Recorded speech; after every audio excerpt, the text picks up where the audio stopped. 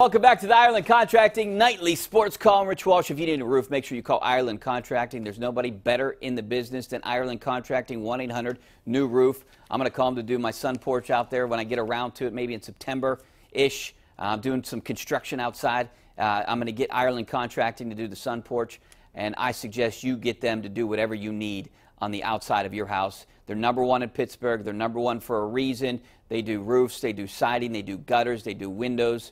And I could just keep going on and on. Ireland Contracting, 1-800-NEW-ROOF. Give me a call right now, 412-575-2600 on the Bordas and Bordas hotline. Before we get out to the hotlines, I'll read a couple tweets here. I got a tweet from Ed Miller. Turn out the lights, the party's over. I don't know if the party's over yet, Ed Miller, but it's close to being over. It's closing time. But you never know. If the Pirates can rattle off 8 games in a row, they're going to be right up there. That's what they need to do. They need to go on a stretch and win 5 or 6 games in a row, and they're going to have to do it against the Cubs. They're going to have to do it against the Brewers, the Braves, the Cardinals. They're all coming up on this schedule, so this is a good time to do it. You are playing the teams that are ahead of you, and these are the teams that you need to catch. It hurt that they lost. They got swept by the Twins. That was awful. But this is your chance. If you're going to compete, you got to win these games. So far, they won tonight. They were competitive the last 2 games. Against the Cubs, the best in the Central. They got good pitching, you know that. You got to get the hitting hot again, and I think that'll come around. All right, Robert Kemble just tweeted me, Rich, you have to admit these pitchers, the Pirate young pitchers, look good for the future, not out of the wild card yet. I definitely think, I agree with you 100%, Robert, they look good for the future. I'm kind of giving them probably like, I don't know what the analytics are right now or the percentages, but I would give them probably like a 5 to 10 chance of getting that wild card spot, maybe more like a 5%. That's what I would put it on. You got 7 teams you're competing with, and like I talked about in the beginning of the show, you have 5 teams that are out by a game and a half that are really in the mix. And then you have the outliers like the Nationals, the Pirates, and the Giants that are like in the 6th game. So one of those teams has to get hot and to get really back in the mix. All right, Buckaroo just tweeted me, at Big Easy 115679 at Sunny Hannah. Rich, what tees did you play? Oh, by the way, Sunny Hannah is a tremendous golf course. I can't wait to get back out there. I played with a couple of my buddies up there, Vince and Virgil and my buddy Mike Roman from Edgewood. We went up there, played those guys. Awesome course. I love it. A lot of their greens are sloped from front to back. It's unique. Oakmont has a couple of those. Yes, I did shoot 79. What tees did I play? I played the blue tees. It was raining. I think I could have played a little bit better, but for the first 6, 7 holes, it was raining up there. But it ended up being a nice day. I love the course. Can't wait to get back out there. A tremendous course, a diamond in the rough. Everyone hears about it all the time because they have the Sunny Hannah Amateur up there. So much history when you walk through the clubhouse. It's amazing. All right, switching gears a little bit, Ventura Sportline just tweeted me, hey, what's up, man? Love the show. Thanks. Appreciate that. Do you see any potential trade value for either Landry or Dobbs? I do. I talked about this last night on the show if you were watching. If it's me, at this point, I'm going to see Game 3, but I would be leaning towards trying to see what kind of value I could get for Landry Jones and go with Mason Rudolph or Dobbs as your backup, because think about it.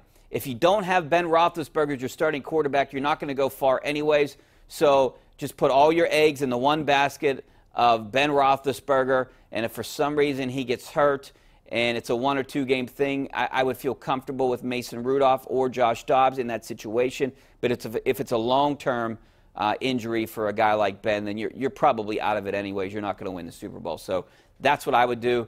I would try to keep both of those quarterbacks and see what you have. And then, maybe you could get a late-round draft pick for a Landry Jones or a guy that you might use or something. There's opportunities out there. Teams are looking for starting quarterbacks or backups or guys that compete for starting jobs. I think maybe you could get more for Landry Jones than you could for Josh Dobbs. All right, out to the phone lines. Let's go out to Bob out in Indiana. How you doing, Bob? What's going on, man? Hey, Rich. Thanks for taking my call. Hey. I haven't given up hope either yet. The Bucs can pull off like an 8 out of 10 game win or series win or something like that. Yeah, but that's what they'd have to do. They'd have to win 8 out of 10. That's going to be tough. It is. But looking down the future, and I think the ownership got a little scared this year whenever they weren't doing anything and fan attendance dropped. But they need to keep some things in mind for next year. Mercer's probably gone and Harrison is gone, but they need to get Dickerson re-signed. Moran, he don't impress me much at third. There's not much power there. He's so-so.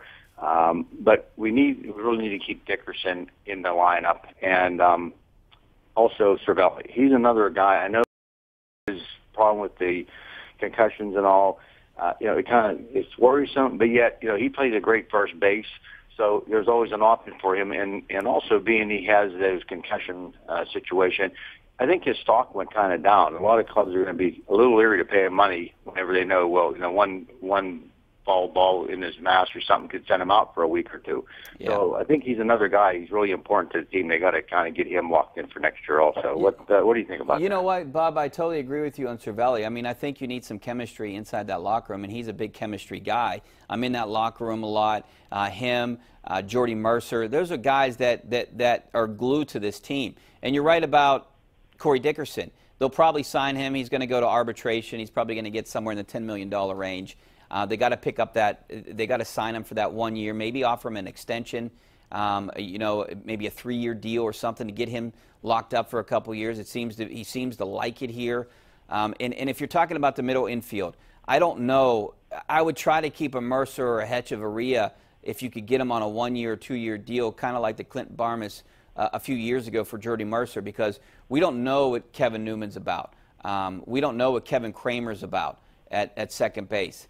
And obviously you saw what Adam Frazier did tonight. He makes an error. He's not a great second baseman. He can hit the ball when given the opportunity, but I don't know if I'd want him in the infield. The defense is already bad enough. So I don't mind seeing what the Newman-Kramer, the Seinfeld infield can do, but I would really like to see them try to keep Hechavarria if they could and keep Jordy Mercer. I mean, maybe you could keep both of those guys and play Hechavarria at second base, but I would like to see Jordy Mercer on this team next year.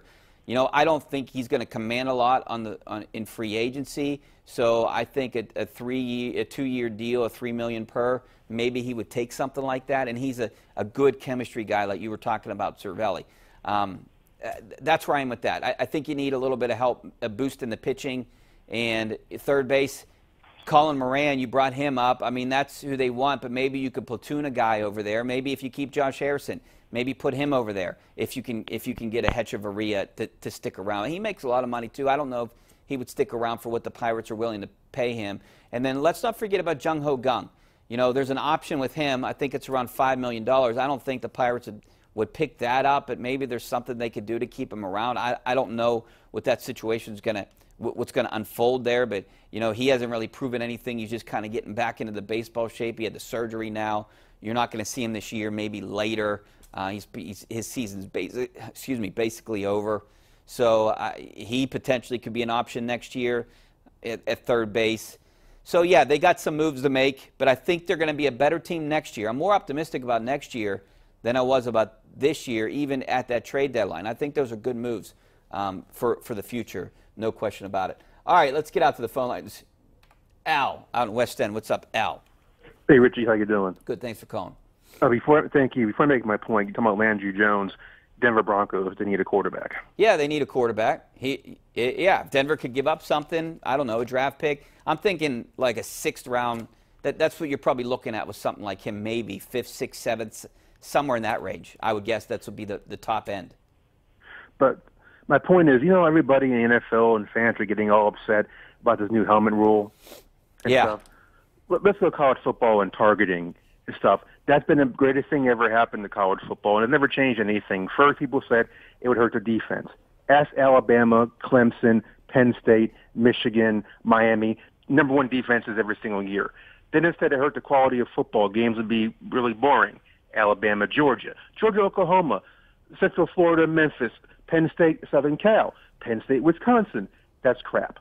So all these arguments against targeting football are baseless because you look at the quality in college football, it's never been more exciting. You have dominant defenses, and the ratings have been higher, and the bowl games have been good. I want to hear your comments on that, Richie. Thank you. Yeah, I totally agree with you, bringing up college to the pros. I mean, I don't know how players have transitioned into, targeting, leading with their helmets, spearing guys. You know, that just was the nature of football there for a little bit. Now they want to get back to basics. They want to make the game safer. I don't blame them, but I think this is going to be an adjustment kind of year, I would guess. You're going to see, I've seen some preseason calls where you're like, huh? I don't get it. But, you know, I mean, I think that the refs and the officials out there, they're going to be very, you know, cautious. You don't want any head injuries, and you don't want to see any spinal injuries. So I think you're going to see a lot of penalties this year. I definitely think it's exciting. I think, you know, and there was an emphasis on tackling in camp this year. And I think you have to do that because guys got to learn how to play like they played in high school, and even to a certain extent, in college, where you have to wrap guys up and bring them down. And I think that's what it's going to have to get back to, not leading with your helmet. So, yeah, I don't think we're going to see. If we do see it, guys are going to get ejected and fined, and I don't think that guys are going to want that. So I'm anxious to see what happens this year. All right, I got to take a break. Back with more of your phone calls, some of your tweets coming up next. Stay right there.